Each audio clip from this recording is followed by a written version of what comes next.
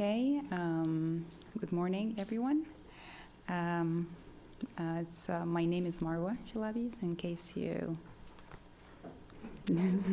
see that from far away. I'm the director for the Women and Human Rights in the Middle East program here at the Baker Institute for Public Policy. It's with great pleasure that I welcome you to the Institute for our first international conference on gender and human rights in the Middle East. For those who are joining us here for the first time, thank you very much for coming, and we hope to see you more in the future. I'm just going to start saying a little bit about the Baker Institute. It started in 1993. It has established itself as one of the leading nonpartisan public policy think tanks in the country. And right now, the Institute ranks 20th among the U.S. think tanks and 11th among university-affiliated think tanks worldwide. And that's according to a 2013 study by the University of Pennsylvania Think Tanks and Civil Society Program. This year also is very exciting for all of us. It marks the inauguration of the Baker Institute Center for the Middle East. And the Institute's second largest policy center that focuses on four main areas. The Israeli-Palestinian conflict resolution, led by the ambassador and the fellows in Iraq and in Israel and Palestine, and the regional security in the Levant, and also the political economy in the Gulf, run by Dr. Christian Ochsen, and the Women and Human Rights in the Middle East program, which I run myself. Talking about my own program, many of you heard this over breakfast already, but it was founded in 2006 by the generous support of the Khalideh Endowment and the Ghada Irani Discretionary Fund. The Women and Human Rights in the Middle East started as a lecture series, hosting some of the most prominent figures in the Middle East and North Africa, and the program has since expanded to include a variety of research initiatives addressing the economic and the socio-political advancement of women in the Middle East. So specifically, since I came on board here last year, I thought that the mission of the program is actually to produce cutting-edge research and substantive policy recommendations to help practitioners and policymakers better predict how broader participation of women in the public and the private spheres can impact regional attitudes and promote societal progress. Our three main areas of study right now are women's economic development, which we work very closely with the economics department here at Rice University, the political representation, which has a couple of projects. I'm working with the political science department here in Rice University, and we'll also have the implications of the Arab Spring, and this is kind of an overarching theme that we're working with the media and department, and we have independent scholars working on some papers on the implications of the Arab Spring, and this event as well is a clear demonstration of the implications of the Arab Spring. And also we have recently expanded our research interests to include the issues of violence against women, women in conflict, and women's reproductive rights. So as part of Rice University, we're very committed to engage the students, the university student body, by offering classes focusing on gender in the Middle East, and publishing a quarterly student journal on a very diverse and timely gender-related issues in the region, and mentoring undergraduate students through our internship program and the Baker Institute's Student Forum. We're very fortunate to be located in Houston, Texas, one of the most diverse and vibrant cities in the world. I just love it. And we're very, very proud to announce that the program had a very successful year so far. We have hosted 3 major conferences and academic events featuring prominent regional and international scholars. We've published extensively on the most pressing issues facing women in the region: domestic violence, political engagement, and female economic empowerment, just to name a few. Additionally, we work to build very strong relationship with scholars and academic institutions in the region, here in the U.S. and in the Arab world. We look forward to further expanding and strengthening the program in the coming years. So, speaking about today's conference, the evolving roles of women in the Arab world, so we all know that the most recent events of the Arab Spring has cast a spotlight on human rights and political freedoms in the region, in particular those of women. The Middle East and North Africa, it's undergoing major transformations, not only in the political levels, but most importantly on the ideological and societal levels. As we have seen over the past few years, women across the region, they have come under the spotlight, being very, very important part of these protests, mainly in Tunisia, Egypt, and Yemen, and Syria as well, with women demanding equal citizenship, fundamental rights, and just equality, just simple gender equality. And following decades of societal and political marginalization, women were very determined to create a legitimate sphere to voice their grievances and to play a very active role in the political arena in their countries. So over the course of transition, so just looking at the latest elections in Egypt and Tunisia, we saw that women continue to be very committed to the democratic processes and to the realization of the revolutionary ideals of these countries. And this commitment is evident in the very high levels of women turnout during the latest parliamentary and presidential elections in Egypt, the constitutional referendums in both Egypt and Tunisia. And however, the effort and the sacrifice of these women have not yet guaranteed a tangible improvement of their status or significant protection of their rights. So significant changes still remains for women in countries shaken by conflict, as well as in nations attempting to rebuild. Women's engagement at all levels of society is a prerequisite for stability and growth in the region in the coming few years, and must be a priority for policymakers within and outside the MENA region. So the discussions today, led by the leading scholars in the field, will investigate a wide variety of topics affecting the lives of women across the region, such as citizenship, domestic violence, family law, employment, Islamic feminism, and politics. Today's papers represent contributions from Egypt to Morocco, to Kuwait, to Bahrain, to Emirates, Tunisia, Palestine, and Jordan. We hope to present not only the valuable theoretical framework with which to study women in the region, but also to provide on-the-ground policy prescriptions to improve women's status across the region. Finally, allow me to introduce our keynote speaker, Dr. Valentine Moghadam. She's a professor of sociology and the director of the International Affairs Program at Northeastern University. She received her master's and PhD in sociology from the American University. In addition to her impressive and prolific academic career, Dr. Moghadam served as a senior research fellow and coordinator for the World Institute for Development and Economics Research. She had written several award-winning books, including Globalizing Women, Transnational Feminist Frameworks, my favorite, which received the American Political Science Association Victoria Chuck Award. And so it's a great honor to have her who's here today, both as a keynote speaker, as a panelist, and as a panelist too. And so please join me welcoming Dr. Valentine. Thank you.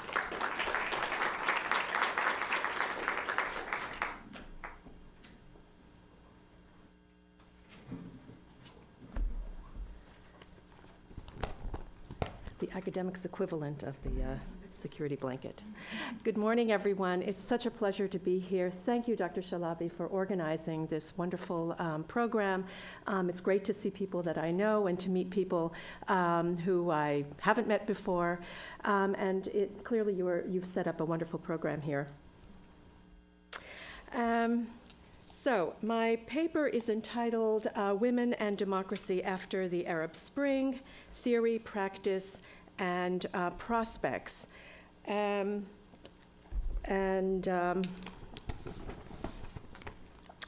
like to begin by saying that my presentation today is part of a much larger project in which I am looking at the relatively nonviolent cases of the Arab Spring, Egypt, Tunisia, and Morocco.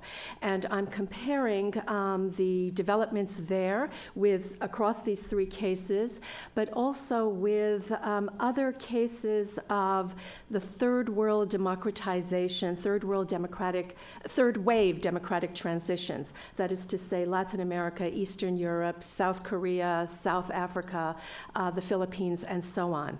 So I do not regard what transpired in the Arab Spring as revolutions, at least not in the classic and strict sense of the meaning of revolution. So I'm really looking at them as cases of democratization, very different cases of democratization. So my focus today is really on these three countries, Egypt, Tunisia, and Morocco. And I'll be saying more about each of the cases later in the afternoon. And I'm especially interested in identifying the factors and forces that might lead to successful women-friendly democratic transitions and consolidation. So let's begin by examining what the feminist literature says about women in democratic transition. Today, a fairly robust literature exists, and this emerged in the aftermath of the transitions in Eastern Europe and the former Soviet Union, when a group of studies started to emerge that was comparing the transitions in Eastern Europe with what had happened earlier in Latin America. And now we have a more robust literature and many studies about other parts of the world as well.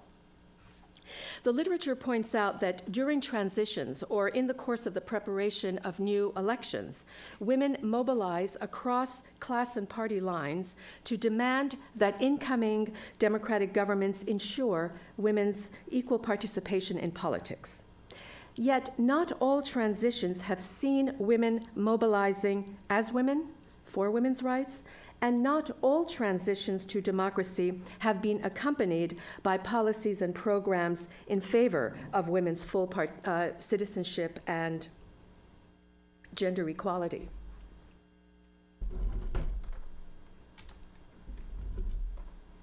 So in this slide, I have summarized some of the literature on democratization and gendered outcomes. And here I have drawn on a framework that I developed some years back in my earlier work on gender and revolutions. So I have categorized the outcomes for these different third wave democratic transitions in terms of patriarchal or egalitarian, women-friendly or not. And this categorization may strike some of you as being a bit too stark, missing nuances and caveats, but I present it here as a kind of Weberian ideal type to highlight the contrasts.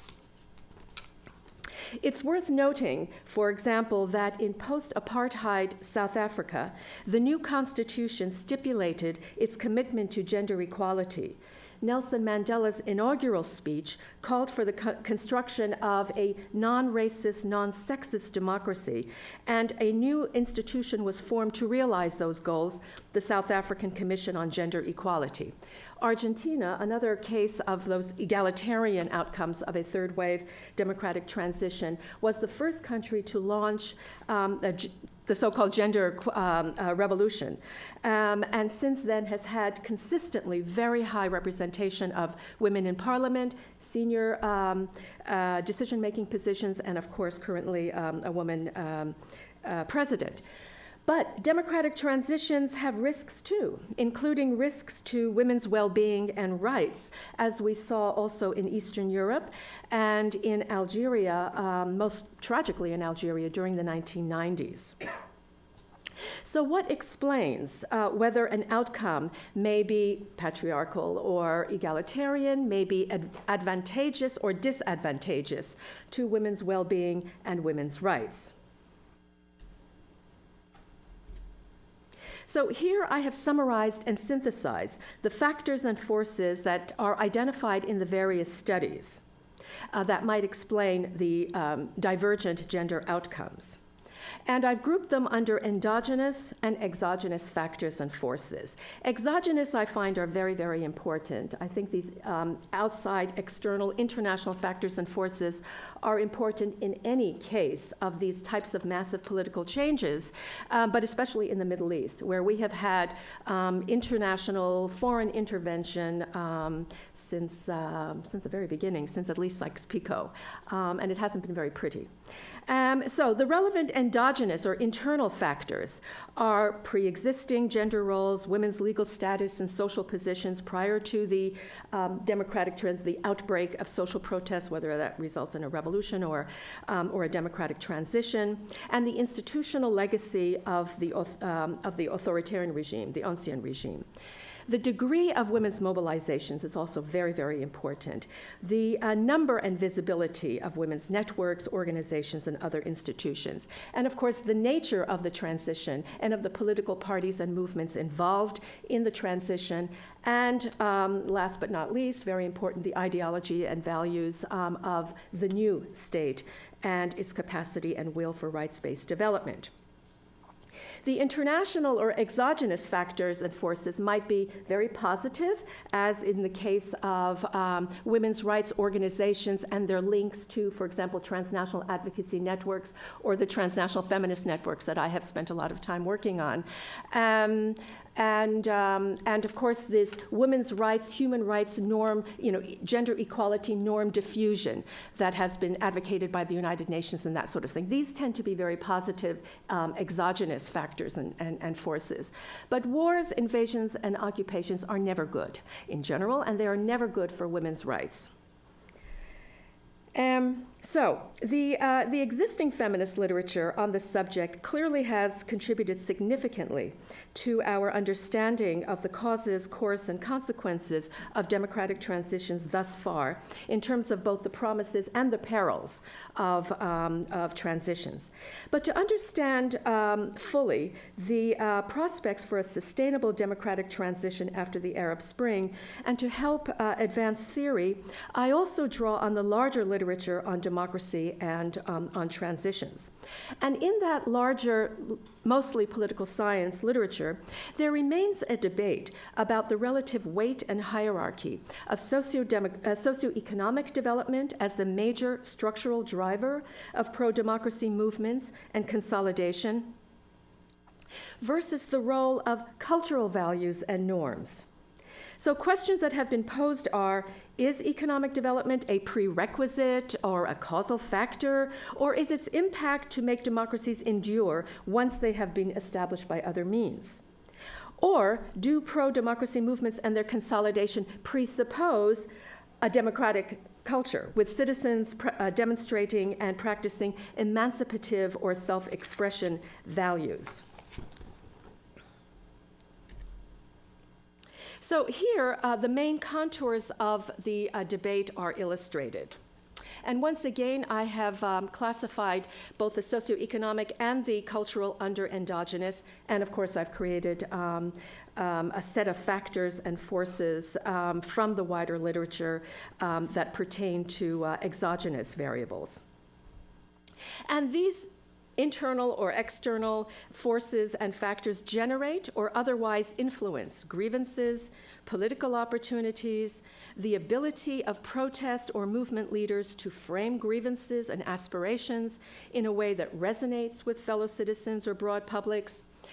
They influence the mobilizing capacities of protest movements and the ability, of course, to build and sustain new democratic institutions. So how might these frameworks, both the feminist framework and the mainstream democracy literature that I have briefly surveyed, be applied towards an understanding of the causes, course, and consequences of the Arab Spring? And here I have summarized, again, the major socioeconomic and cultural and political factors and forces. Once again, I've grouped them for ease of exposition under endogenous and exogenous. So we know, of course, of the adverse economic conditions, the deteriorating public services, and the high unemployment that led to increasing intolerance of both the social and regional inequalities that had been growing in various countries across the regions, and of course the authoritarianism which people had put up with for quite some time, and the suppression of dissent. So there was growing intolerance towards this, especially with this sort of breakdown of what used to be a fairly generous social contract. We also saw through economic and social development, of course, in varying degrees across the countries in the region and across the countries affected by the Arab Spring, various degrees of economic development and social development as well. So educational attainment obviously had led to a growing population of educated youth with rising expectations, but also, especially in the past decade or so, dashed hopes. And this was particularly the case with the middle class. Meanwhile, for the working classes, they bore the brunt of the decline in the real value of wages as a result of the shift in political economy from the 1980s onwards. Thus, in terms of social forces, participation in the Arab Spring and the mass social protests was on the part of the now sizable middle class, as well as a large population of young people. And in Egypt and especially Tunisia, working class populations also took part in the protests and in fact had been waging strikes, demonstrations, and rallies since at least 2006. In Tunisia in particular, the very large trade union, the UGTT, organized major strikes that helped precipitate the downfall of the authoritarian regime under Ben Ali.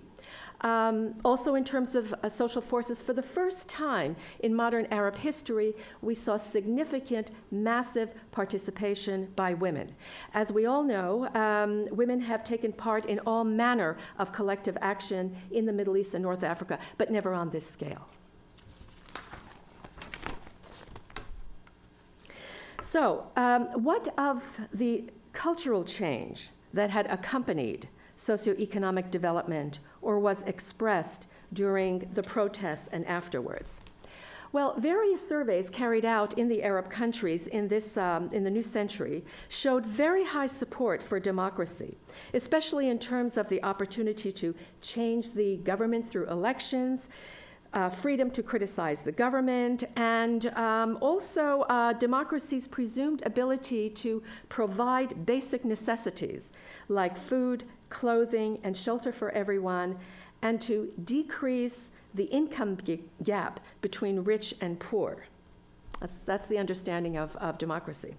So there was clearly support for new political freedoms, but also for good social and economic conditions and rights. In addition, there had been the formation over time of a civil society, again, in varying degrees of development across the societies, across the countries, with a rights-based development. So the pro-democracy sentiments and the pro-democracy movements that emerged resulted from the growth of the middle class and its attendant value orientation and aspiration. Much has been made of the use of social networking media during the protests, and many of the studies that of the Arab Spring emphasize the use of social networking media as providing mobilizing tools during the anti-government protests. This is absolutely the case, as it was the case in the Green protests in Iran in June of 2009. But I think that you can look at the use of this connectivity and the use of social networking media in another way too, as reflecting and as generating democratic attitudes, values, and aspirations.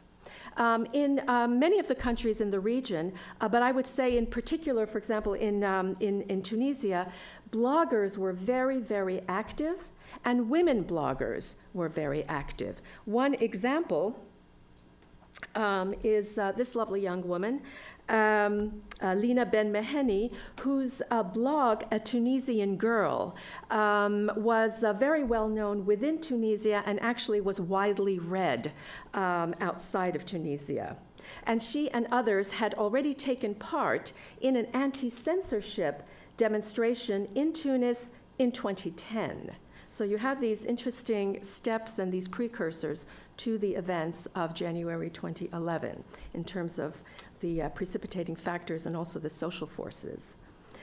As further evidence of cultural change, young Tunisian women took part in new and creative forms of collective action, such as dissident women's cultural and political creativity as producers of caricatures and satirical posters and documentary films. Lilia Labidi has discussed some of these new forms and sometimes rather controversial forms of women's aesthetic expression, including one documentary film which was ironically called La Laïcité, Inshallah.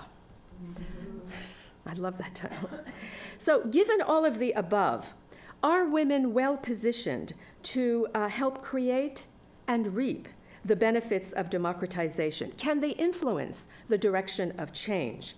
Well, earlier I pointed out the importance of pre-existing formal and informal networks and organizations. So how do they fare on this measure? Well, in a word, they do well in some countries and not so much in others. In Tunisia, Morocco, and I would argue in Algeria, in these three countries in particular, women's rights organizations and movements are very active and semi-institutionalized. Institutionalized in terms of the presence of institutions, shelters, centers, women's policy agencies, and laws and reforms that have come about as a result of their activism and advocacy.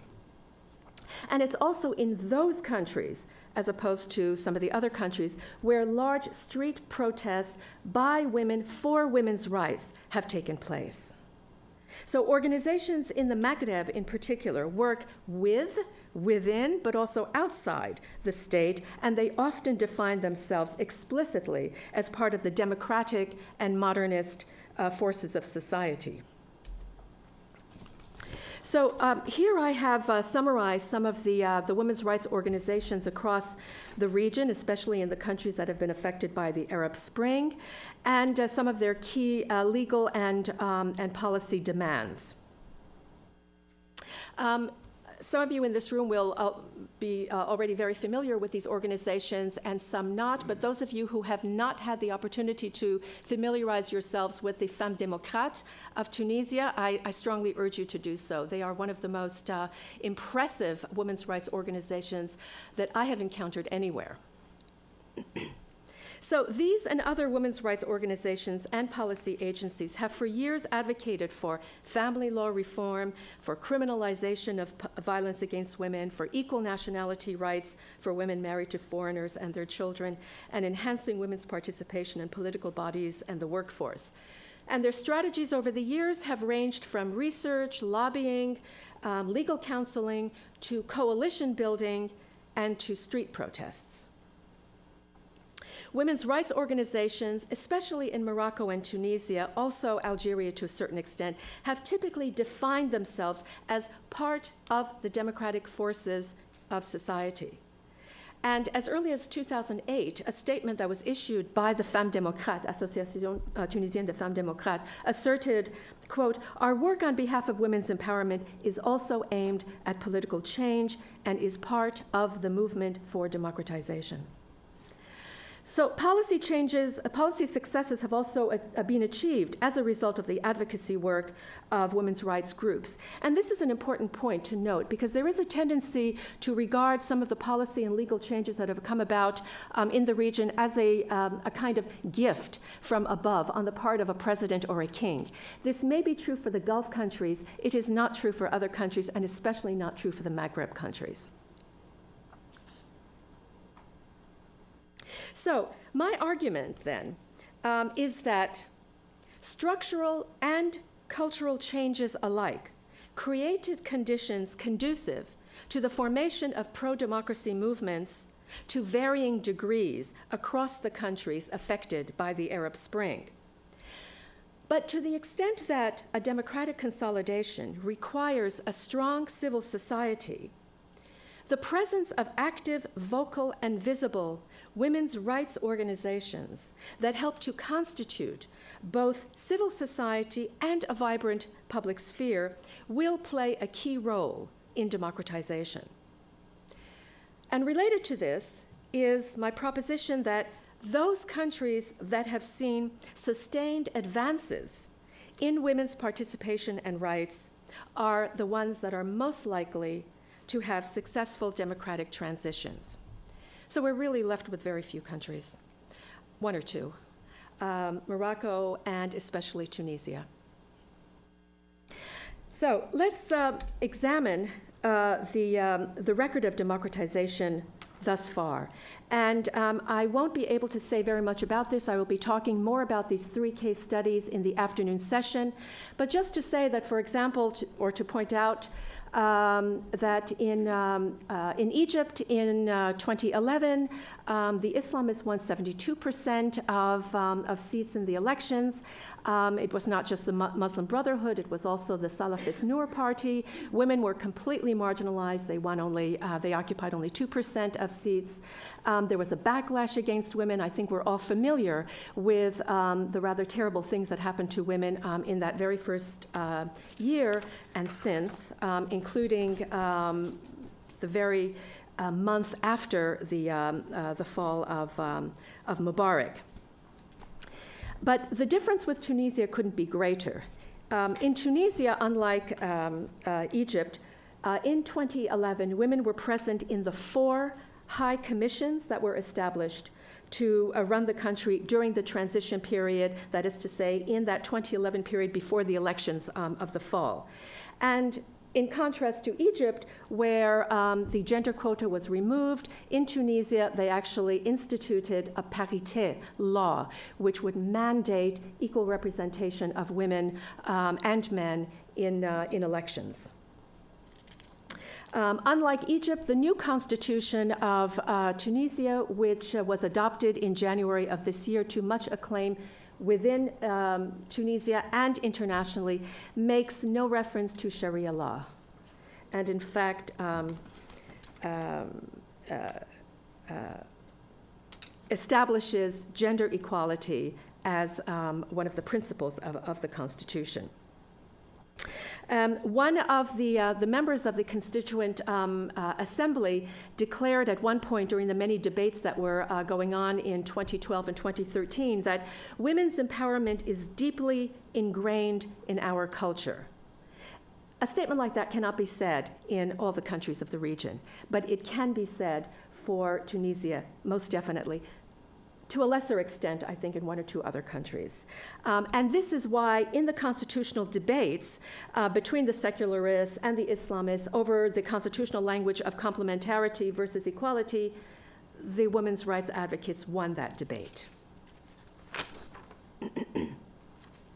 During my research visits in Tunisia in March of 2013 and March of this year, I met a number of very impressive women members of that National Constituent Assembly, such as Salma Mabrouk of the Congress for the Republic and Nadia Shaban of El Massar, and other members of civil society and political figures and very active scholar advocates for women's rights. One of whom said to me, "We are very happy with the codification of equality in the Constitution, but we still have lots to do. We need many new laws, and Ennahda, the Islamic Party, is still here.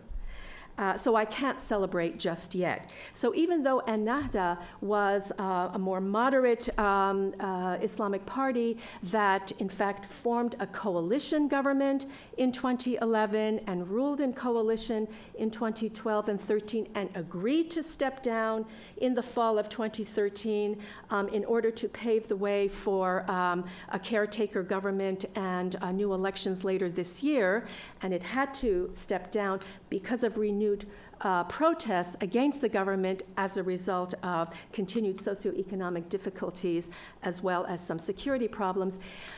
Despite all of that, there are still many members of civil society, many members of the women's rights organizations in particular, that remain very, very suspicious of the objectives and goals of Ennahda.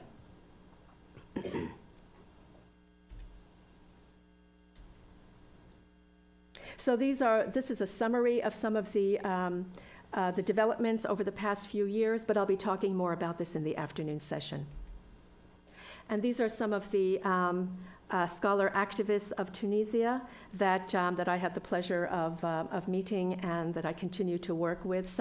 On the left, Samia Latayev is a member of AFTURD, one of the long-standing women's rights organizations in Tunisia. She's also a member of the UGTT, the main trade union. She proudly calls herself both a feminist and a syndicaliste, a trade unionist. The woman in red is from El Masar. It's Nadia Shaban, a member of the National Constituent Assembly, representing a left-wing political party. Myself and my colleague from Argentina. And Hafiza Shakir on the right, who is probably she's a professor of constitutional law in Tunisia, one of the founders of the Femmes Démocrates organization, and again, one of the most assertive, outspoken, dedicated women's rights advocates that I've come across. She and many others from Tunisia.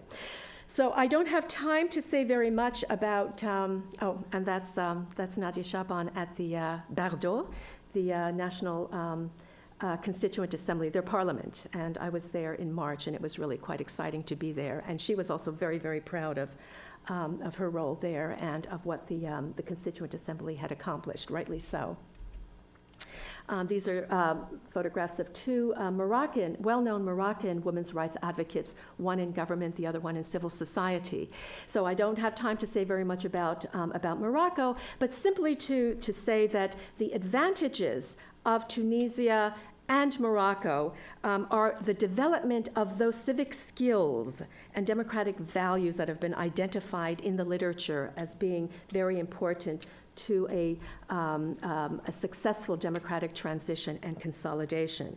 And they represent these skills and democratic values certainly on the part of the women's rights organizations and the human rights groups of which they are a part.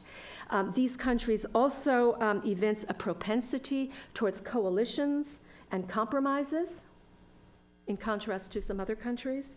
And of course, in particular in Tunisia, the presence of a strong and democratic trade union, the UGTT, also a very strong and democratic student organization, the UGET, in addition to the women's rights organizations and this very long and strong legacy of republicanism.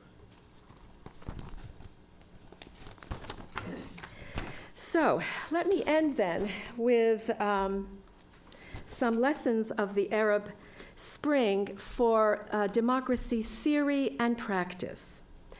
My first lesson, I think, is that an expressed preference for democracy is not a prerequisite for a democratic outcome. Now, earlier on, I mentioned that many of the polls and surveys that have been carried out across the region have indicated that the publics are in favor of democracy as a system of government. And that's more or less across the board. But not all of those countries where the publics have expressed that support for democracy have actually had strong pro-democracy movements or have had smooth democratic transitions.